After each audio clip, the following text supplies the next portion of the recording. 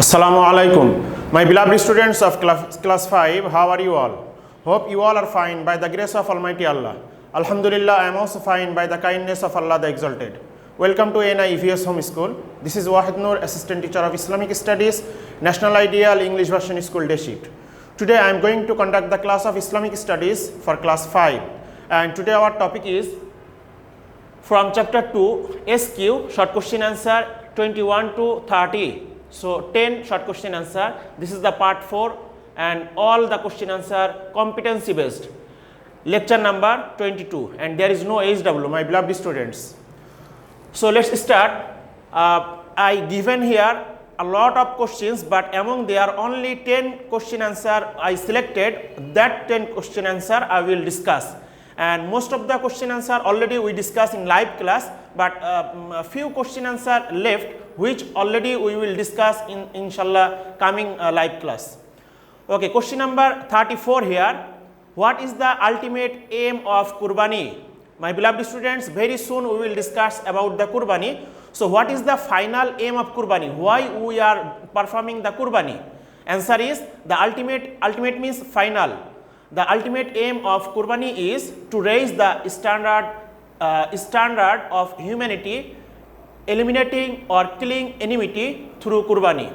Students, we are performing the Qurbani because for raising our humanity and for killing our enmity. Every man have the enmity. So through the Qurbani, we are killing that, we are eliminating that, we are removing that, and we have the humanity. After performing the Qurbani, the meat we are distributing to the neighbors, the poor.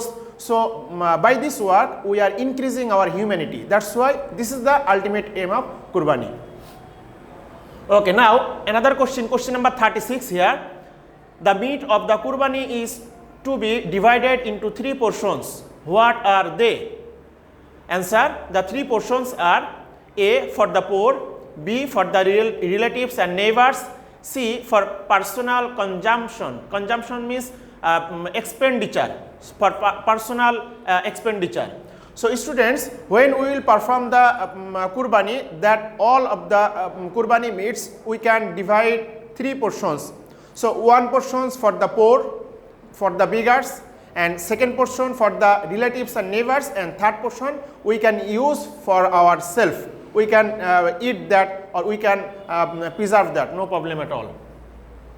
Okay. Now question number 37 here. With whom Prophet Sallallahu Alaihi Wasallam established a good relation after the conquest of Tabuk? My beloved students, this is the last portion of the chapter 2 discussion we will discuss very soon. So with whom Prophet Sallallahu Alaihi Wasallam established a good relation after the conquest of Tabuk? Tabuk is one of the battle name. Our Prophet Sallallahu Alaihi Wasallam was involved there. So answer is Prophet Sallallahu Alaihi Wasallam established a very cordial relation with Asham Najashi. Asham Najashi, he is the king of Habsa. Is one person's name, Asham Najashi, and the king of Habsa one of the place name in the Middle East. And with Uhanna is another king's name who was the king of Ayla. Ayla is another place name after the conquest of Tabuk. So after conquest of Tabuk, when Prophet Sallallahu Alaihi Wasallam won in the battle of Tabuk, he established the good relation with the Asham Najashi and the Uhanna. Okay, now another question, question number 46 here. What will we say when we see any grave?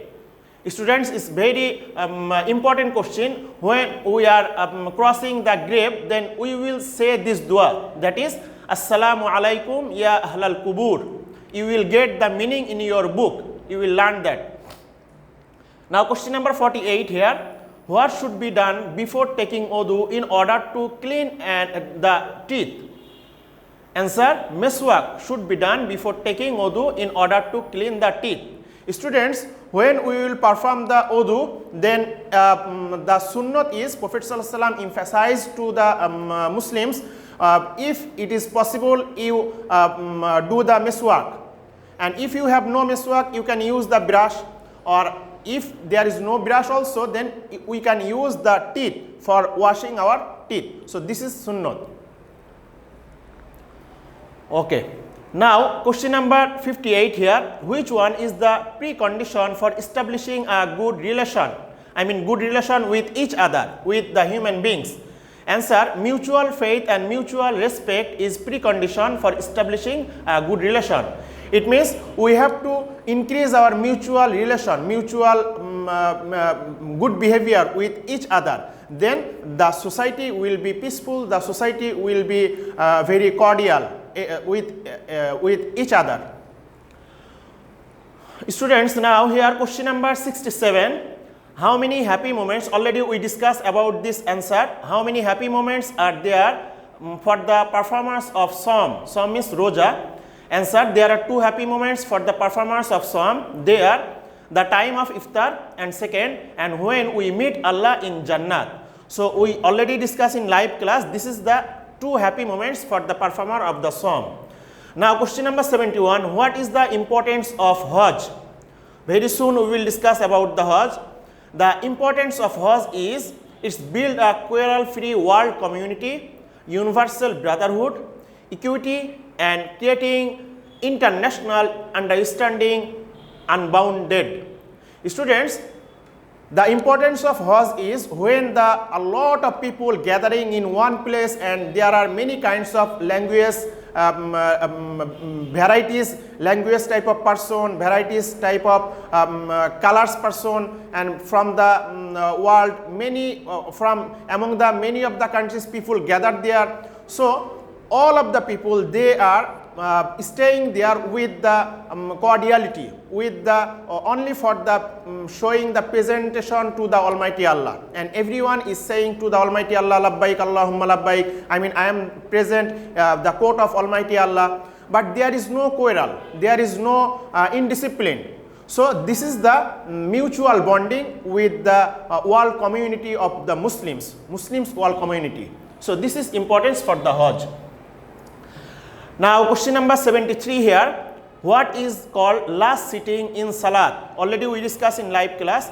The sitting in which Salat is completed by reading Tashahud, Durud and Dua Masura is called last sitting. And question number 75. Who can perform the Asr prayer during sunset? Already we discussed there are three prohibited time for performing the Salat. So, so there is written this answer.